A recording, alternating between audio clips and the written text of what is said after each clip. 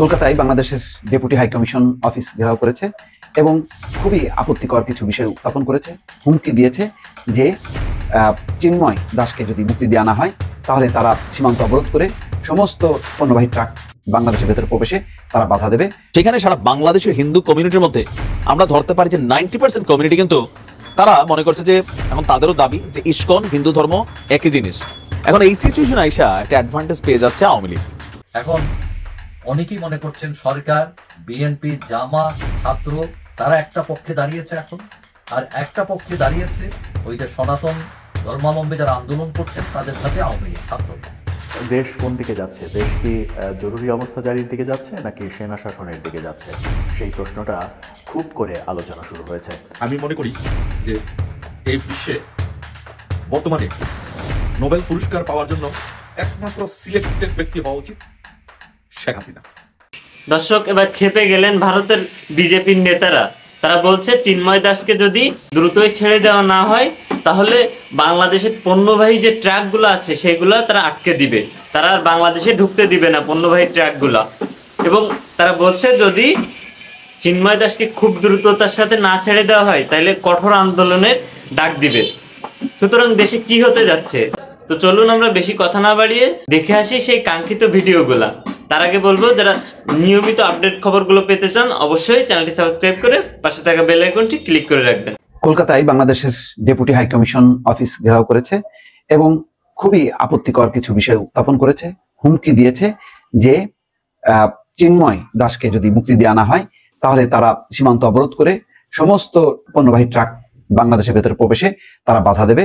শুধুমাত্র যাত্রীবাহী বাসের ক্ষেত্রে তাদের কোনো আপত্তি থাকবে না, কিন্তু পণ্যবাহী সমস্ত ট্রাক আটকে দেবে। এবং শুভেন্দু, যে কলকাতা বিজেপির প্রধান, তিনি নিজে গেছেন, ডেপুটি হাই কমিশন অফিস ঘেরাও করেছেন, সেখানে খুবই জ্বালাময়ী বক্তব্য দিয়েছেন, উত্তেজনাকার যেই দাবি দেওয়া পেশ করেছেন এবং বলেছেন যে এই দাবি আদায়ে তিনি নিজে সেই পথ অবরোধ করে দেবেন যাতে কোনো পণ্যবাহী ট্রাক বাংলাদেশের ভেতরে ঢুকতে তারা দেবে না।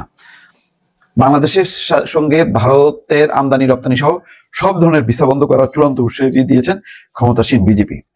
এই হলো পরিস্থিতি। তাদের বাংলাদেশে যে এই ঘটনাকে কেন্দ্র করে একজন আইনজীবী নিহত হয়েছেন আমিনুল, সেই ব্যাপারে তাদের কোনো বক্তব্য নেই, এই ব্যাপারে তারা কোনো নিন্দাও জানায়নি। যে খবরটি প্রকাশ হয়েছে তাতে শুধুমাত্র ইসকন নেতা চিন্ময় মুর্শিদের গ্রেপ্তার নিয়ে তাদের খুবই গরম গরম বক্তব্য।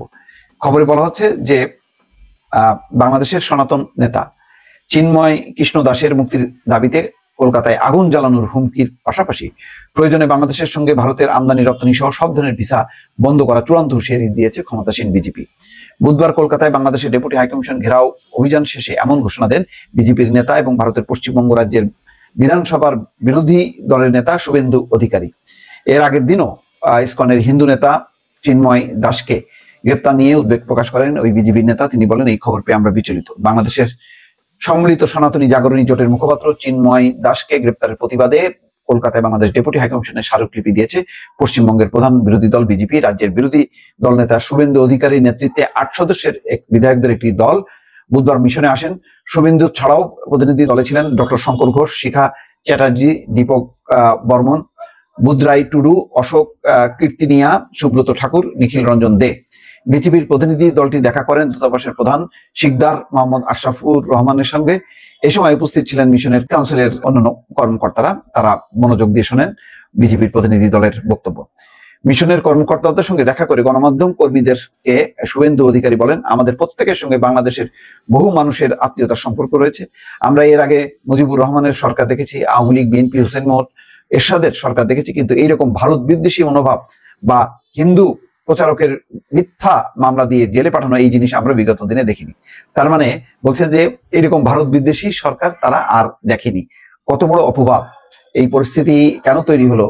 তারা কি বলবেন যে শেখ হাসিনাকে তারা ব্ল্যাঙ্ক চেক দিয়েছে, যা খুশি তারা সেই মতন করে বাংলাদেশের কাছ থেকে দাবি আদায় করবে। কিন্তু তারা যেই গঙ্গার মাফ করবেন, তারা যে পানি বন্টন চুক্তি, যেটি খুবই বাংলাদেশের জন্য একদম চলন্ত মানে সমস্যা, সেই সমস্যার সমাধানে কিন্তু তারা অগ্রসর হয়নি। এছাড়াও আরো অনেক আছে, সীমান্ত হত্যা, এই সমস্ত বিষয়ে তাদের কোনো বক্তব্য নেই। তারা পানি বন্টন চুক্তিটা পর্যন্ত আটকে রেখেছে। এই সব বিষয়ে তাদের বক্তব্য নেই, বরং উল্টা অবস্থান। সেখানে তারা বলছেন যে এটা হচ্ছে ভারত বিদ্বেষী সরকার। তিস্তার পানি বন্টনের ব্যাপারে একটা কথাও তারা বলেনি আজ পর্যন্ত, বিজেপি এখানেও বলেনি, অথচ বলছেন যে সবার সাথে খুব সম্পর্ক। অথচ এখন বলছে যে এই সরকারের মতন ভারত বিদ্বেষী সরকার বা হিন্দু বিদ্বেষী সরকার তারা দেখেনি। তার হুঁশিয়ারি, enough is enough. Chinmoy Krishna দাসের বিরুদ্ধে কোনো অভিযোগ নেই বা অভিযোগ প্রমাণিত হয়নি, তো প্রমাণ করবে তো আদালত, এখন তো কেবল গ্রেপ্তার করেছে। তিনি বাংলাদেশের রাষ্ট্রবাদী বৈষ্ণব ধর্মাবলম্বী প্রচারক, বাংলাদেশের পতাকা কাঁধে নিয়ে তিনি সে দেশের মুক্তিযুদ্ধের পক্ষে স্লোগান তুলেছিলেন। তাই তাকে যেভাবে গ্রেপ্তার করা হয়েছে, এই ঘটনা পরিষ্কার যে সেখানে সম্পূর্ণভাবে মৌলবাদী পদধ্বনি শোনা যাচ্ছে। চিন্ময় কৃষ্ণ দাসকে নিঃশর্ত মুক্তি দাবি তুলে শুভেন্দু বলেন, রোববারের মধ্যে চিন্ময় দাসকে মুক্তি দেওয়া না হলে আগামী সোমবার থেকে ভারত বাংলাদেশের বৃহত্তম স্থলবন্দর পেট্রাপোল সীমান্তে অবরোধ শুরু করবে বিজেপি। ওই দিন সকাল, অর্থাৎ আগামী সোমবার থেকে ওই দিন সকাল 10টা থেকে পেট্রাপোল স্থলবন্দরে ভারত থেকে বাংলাদেশগামী সমস্ত পণ্যবাহী ট্রাক চলাচল বন্ধ করা হবে। আমি নিজে তার নেতৃত্ব দেব, যদিও সেক্ষেত্রে ছাড় দেওয়া হয়েছে যাত্রীবাহী বাসকে। পাশাপাশি বাংলাদেশের বিরুদ্ধে পাল্টা পদক্ষেপ হিসাবে ভিসা বন্ধের দাবি তুলে বিজেপির বিধায়ক শুভেন্দু অধিকারী বলেন, আগামী দিনে কলকাতার সেক্টর 5-এ বাংলাদেশের ভিসা সেন্টারে গিয়ে বিক্ষোভ দেখানো হবে। পাশাপাশি এক্সপোর্ট ইম্পোর্ট পারমিট দেওয়া বন্ধ করা উচিত। এদিকে কর্মসূচিতে যোগ দিয়ে বিজেপি নেত্রী অগ্নিমিত্রা পল বলেন, বাংলাদেশে যেভাবে সনাতনদের উপর আক্রমণ চলছে তার জন্য প্রয়োজনে কলকাতায় আগুন জ্বালানো হবে। আজকের দিনে চিন্ময় কৃষ্ণের ইস্যুতে এসে আপনি যদি দেখেন, আওয়ামী লীগ যেভাবে ইসকনের এই নেতাকে প্রমোট করছেন তাদের ফেসবুক পেজের মাধ্যমে, তাদের বিভিন্ন বক্তব্যের মাধ্যমে, সেখানে সারা বাংলাদেশের হিন্দু কমিউনিটির মধ্যে আমরা ধরতে পারি যে 90% কমিউনিটি কিন্তু তারা মনে করছে যে এখন তাদেরও দাবি যে ইসকন হিন্দু ধর্ম একই জিনিস। বাট আমি যতদূর জানি বা বিভিন্ন জায়গায় বক্তব্য থেকে আমরা যতটুকু বুঝছি, বিভিন্ন হিন্দু পণ্ডিতের বক্তব্য যে ইসকন হচ্ছে একটা পার্ট, হিন্দু ধর্মেরই একটা আলাদা নতুন একটা পার্ট, বাট তারা শ্রীরামকে মানেন, শ্রীকৃষ্ণকে মানেন, এরকম নানান কিছু আছে। তো যাই হোক, এখন এই সিচুয়েশন আইসা একটা অ্যাডভান্টেজ পেয়ে যাচ্ছে আওয়ামী লীগ, যেটা 57 ছিল, আজকের দিনে আমার ধারণা এটা 65 হইতে পারে। আর এই ভোটটা কারা বাড়াচ্ছে? এটা হিন্দু কমিউনিটিরা বাড়াচ্ছে। শেখ হাসিনার পলায়নের পর বাংলাদেশ আওয়ামী লীগের যারা কেন্দ্রীয় নেতা সকলেই গা ঢাকা দিয়েছেন। কেন্দ্রীয় অফিসে মানুষ সেখানে প্রাকৃতিক কর্ম সারছেন, কেউ হাগু করছেন, কেউ শিশু করছেন, নানান ধরনের ঘটনা ঘটছে, আমরা টিভির মাধ্যমে দেখছি। এই যখন অবস্থা, বাংলাদেশে আওয়ামী লীগের রাজনীতি নিষিদ্ধের পক্ষে সমন্বয়করা খুবই স্ট্রংলি তারা বক্তব্য দিচ্ছেন, কিন্তু দেশের মানুষ কি মনে করে? সম্প্রতি ভয়েস অফ আমেরিকা তারা একটা জরিপ চালিয়েছিল। সেই জরিপে তারা যেটা উঠিয়ে এনেছে যে বাংলাদেশের 57% মানুষ আওয়ামী লীগকে রাজনীতি করতে দেওয়ার পক্ষে। কত শতাংশ? 57। অন্যদিকে আওয়ামী লীগকে নিষিদ্ধ করার পক্ষে মত দিয়েছে 35.5%, মানে 35% মানুষ তারা মনে করে আওয়ামী লীগকে নিষিদ্ধ করা উচিত, আর 57% মনে করে যে আপনার না, আওয়ামী লীগের রাজনীতি থাকা দরকার। তো এর মাঝখানে বাকি যে 8% এটা ভাইব্রেশনের মধ্যে আছে। আওয়ামী লীগকে নিষিদ্ধ করা উচিত না রাজনীতি করতে দেওয়া উচিত? ভয়েস অফ আমেরিকা বাংলার জরিপে এক প্রশ্নের উত্তরে উত্তরদাতারা এমন মতামত দিয়েছেন। দেখুন, এই মতামত আসলে দেশের প্রান্তিক জনগণ কত পার্সেন্ট দিয়েছে, এটা ফেসবুক থেকে আসছে, তো এই মতামতটা কতটুকু গ্রহণযোগ্য আমি সেটাও জানি না। তবে চিন্ময় কৃষ্ণ ইস্যুতে আওয়ামী লীগের একটা বড় ধরনের জনমত কিন্তু হিন্দুদের মধ্যে তৈরি হচ্ছে। আপনি ভারতেও দেখেন তাদের বক্তব্য, প্লাস আমাদের হিন্দু কমিউনিটির যারা বক্তব্য আছেন, আওয়ামী লীগের বিভিন্ন ভিডিও তারা এখন শেয়ার করছেন। এই মানুষগুলোই কয়েকদিন আগে কিন্তু আওয়ামী লীগ সরকারের পতনের জন্য বড় ভূমিকা রাখছে, এটা হচ্ছে বাস্তবতা। আমি কয়েকজন আমার আইডিতে যাদেরকে চিনি আর কি, উত্তরদাতাদের 4.9% বলছে তারা জানেন না, 2.6% উত্তর দিতে চায়নি। এখানে কি পরিমাণ আপনার ভোট নেওয়া হয়েছে? ভয়েস অফ আমেরিকার বাংলার তত্ত্বাবধানে বাংলাদেশে দেশব্যাপী এক জরিপের ফলাফলে এই সকল তথ্য উঠে এসেছে। তো এখানে যারা দিয়েছে 18 থেকে 34 তরুণ উত্তরদাতারা, 18 থেকে 34 বছর বয়সী যারা, তারা আওয়ামী লীগকে নিষিদ্ধের পক্ষে বেশি মত দিয়েছে। মানে এই শ্রেণীটাই এখন কোথাও না কোথাও বৈষম্য বিরোধী আন্দোলন বা বিভিন্ন জায়গায় কানেক্টেড। অন্যদিকে 35 বছর বা তার চেয়ে বেশি বয়সী উত্তরদাতাদের 30.8% আপনার আওয়ামী লীগ নিষিদ্ধের পক্ষে। তো সবকিছু মিলিয়ে আমরা যদি দেখি, জরিপটা ছিল অন্তর্বর্তী সরকার দায়িত্ব নেওয়ার পর কেমন আছে বাংলাদেশ, এ নিয়ে কি ভাবছেন দেশের নাগরিকরা। এই বিষয়ে অক্টোবর 13 থেকে 27 তারিখ ভয়েস অফ আমেরিকা একটি জরিপ করেছিল। তো সবকিছু মিলিয়ে আপনার আওয়ামী লীগ এই দেশে পুনর্বাসন যেন না হয় সেটার জন্য সর্বোচ্চ চেষ্টা চালিয়ে যাচ্ছে সমন্বয়ক থেকে শুরু করে আরো অনেকেই। আর এই জরিপের ফলাফল নিয়ে কয়েকদিন ধরে কয়েক পর্বে প্রতিবেদন প্রকাশ করছে ভয়েস অফ আমেরিকা। জরিপের ফলাফল নিয়ে এটি দ্বিতীয় পর্ব। আওয়ামী লীগের উপর স্থায়ী নিষেধাজ্ঞা চান, নিষিদ্ধ করার পক্ষের 54 যাচ্ছে, এখানে অনেক কিছু বক্তব্য, লম্বা কয়েকটা জরিপ আনছে। আমার মনে হয় যে এই জরিপটা আরো হয়তো মাঠ পর্যায়ে গেলে বদলাইতে পারে। তবে চিন্ময় ইস্যুতে আওয়ামী লীগের কপাল খুলতেছে, সমর্থন বাড়তেছে। বর্তমান প্রেক্ষাপটে দেশ কোন দিকে যাচ্ছে? দেশ কি জরুরি অবস্থা জারির দিকে যাচ্ছে নাকি সেনা শাসনের দিকে যাচ্ছে? সেই প্রশ্নটা খুব করে আলোচনা শুরু হয়েছে। দেশের যে অরাজক পরিস্থিতি, কোনো দিকে কোনো কিছুই ঠেকানো যাচ্ছে না। সরকার প্রায় সর্বক্ষেত্রে ব্যর্থতার পরিচয় দিচ্ছে।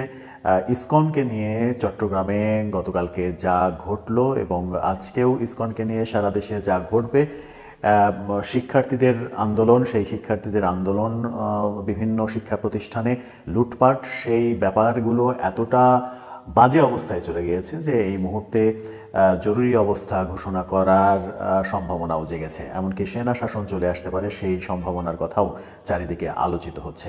কি হতে যাচ্ছে সব মিলিয়ে, কোন দিকে যাচ্ছে দেশ, সেই আলোচনাই করবে এই ভিডিওতে। দর্শক থাকবেন। চিন্ময় প্রভু, তাকে আদালতে যখন জামিন দেওয়া হয়নি তখন থেকে এই পরিস্থিতি তৈরি হয়েছে, খুবই ঘোলাটে পরিস্থিতি। প্রিজন ভ্যান ঘিরে রেখেছিল ভক্তরা প্রায় ঘন্টা তিনেক, সেই প্রিজন ভ্যানকে সরতে দেয়নি। প্রিজন ভ্যানকে যখন কোনোভাবেই সরাতে পারছিল না পুলিশ, সেই সময় পুলিশ লাঠিচার্জ শুরু করে, টিয়ারসেল, সাউন্ড গ্রেনেড মারা শুরু করে, ছোটাছুটি শুরু হয় এবং সেই ছোটাছুটি এক পর্যায়ে ইসকন সমর্থকদের সঙ্গে আইনজীবীদের সংঘর্ষ শুরু হলো।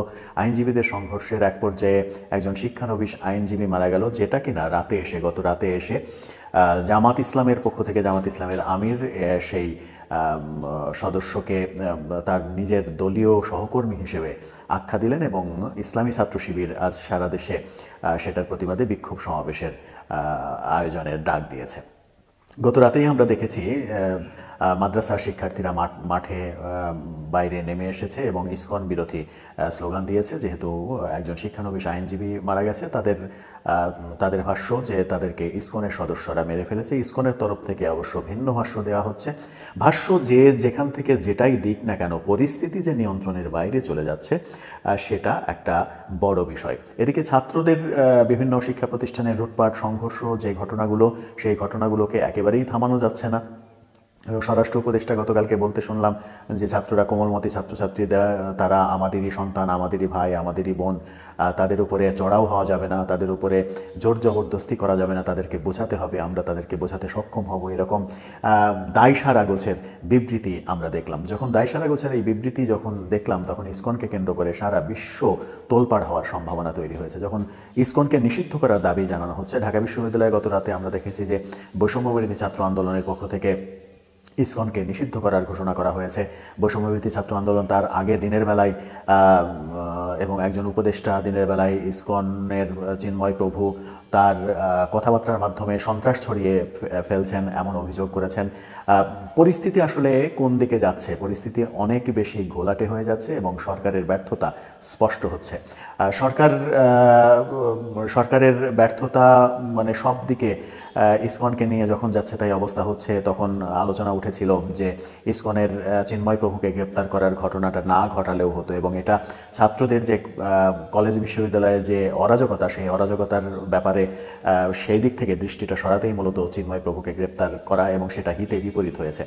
ছাত্ররা কারো কথা শুনছে না, অরাজক পরিস্থিতি তৈরি করছে, যেখানে সেখানে একটা টেন্ডেন্সি তো সারা দেশে তৈরি হয়েছেই যে সমন্বয়ক পরিচয় দেওয়া, সহ সমন্বয়ক পরিচয় দেওয়া।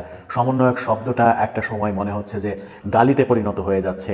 এই ব্যাপারগুলো যখন একের পর এক ঘটছে, ঢাকায় আমরা দেখলাম যে মামার বাড়ির আবদারের মতো তিতুমির কলেজের শিক্ষার্থীরা নিজেদের কলেজকে বিশ্ববিদ্যালয় ঘোষণার দাবি জানালো।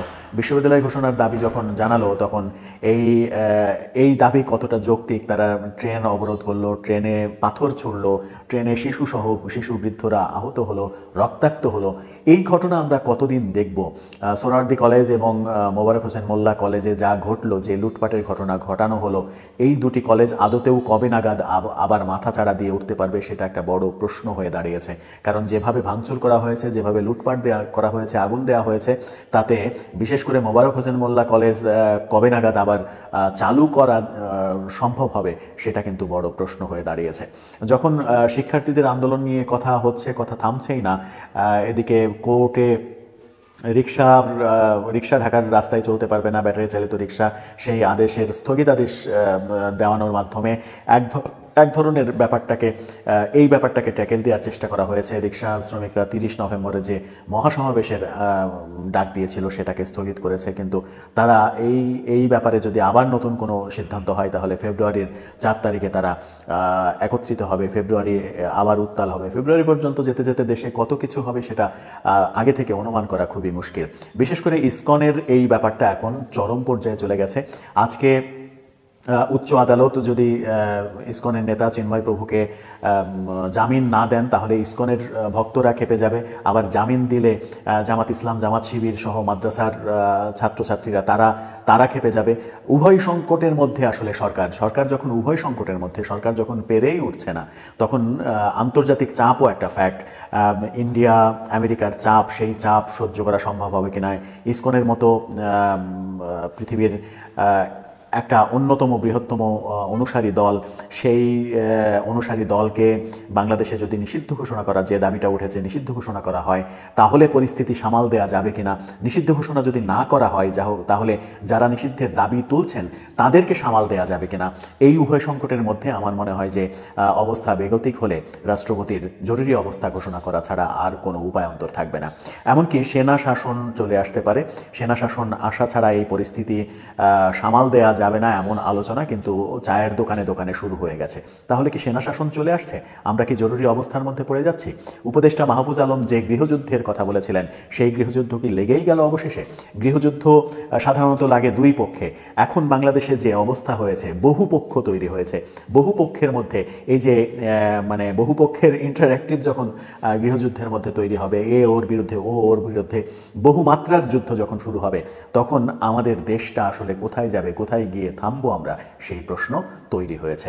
তো প্রিয় দর্শক, ভিডিওটি আপনারা দেখলেন এবং এই ভিডিও সম্পর্কে যদি কোনো ধরনের তথ্য কিংবা মতামত থেকে থাকে অবশ্যই আপনারা কমেন্ট বক্সে জানাতে ভুলবেন না। তো প্রিয় দর্শক, আজকে ভিডিওটি এখানেই শেষ করছি। দেখা হচ্ছে সামনের কোনো নতুন ভিডিওতে। ততক্ষণ পর্যন্ত সবার সুস্থতা কামনা করছি। আল্লাহ হাফেজ।